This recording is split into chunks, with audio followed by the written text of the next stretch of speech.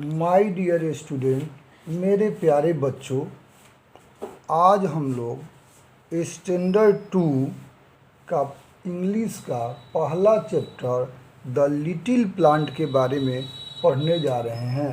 The little plant एक poem है और इसके पोएट जो है केट लुइस ब्राउन है।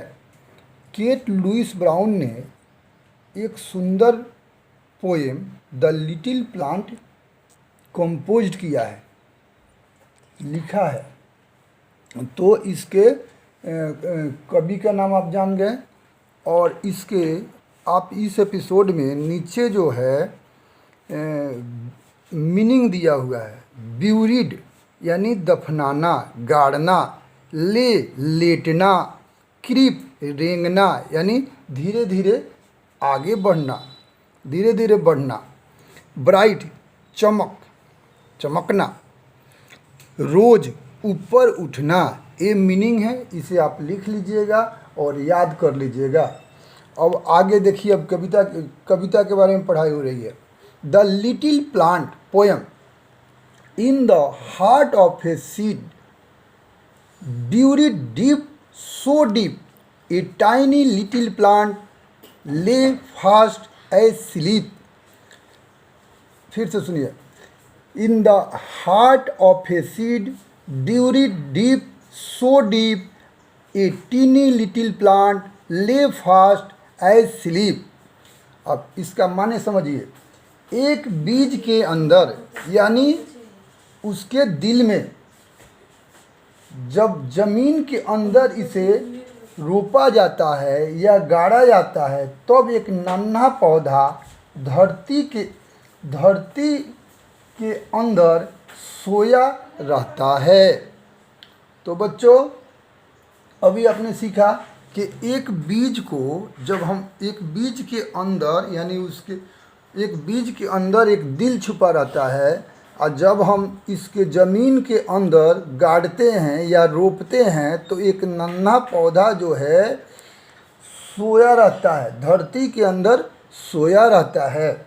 अब दूसरा, हाँ, अब आगे देखिए। Wake said the sunshine, wake said the sunshine and creep to the light, wake said the voice of the raindrops bright,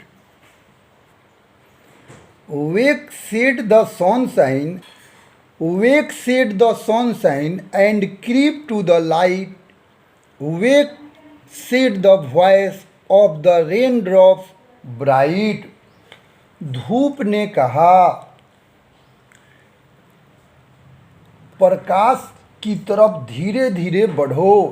चमकीले बारिश की बूंदों ने कहा, जागो।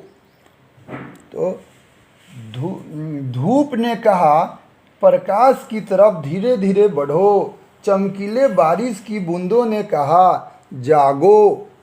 फिर आगे देखिए। The little plant heard and it rose to see what the wonderful outside world might be.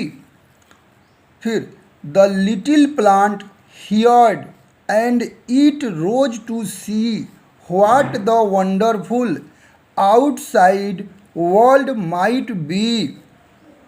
नन्हा पौधा सुना और यह देखने के लिए जगा यानी उठा और